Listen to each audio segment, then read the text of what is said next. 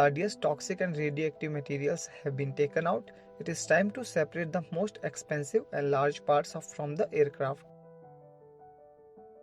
This is done by a team of experts. This team will store valuable parts in the aircraft such as flight controls, engines, landing gear, doors, black box recorders, APUs, avionics and those parts that can be used again in any other aircraft.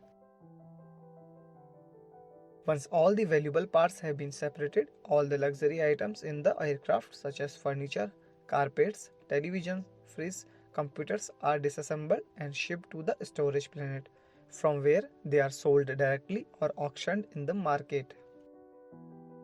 The next step is the removal of precious and useful metals present in the aircraft, primarily consisting of copper, titanium, stainless steel,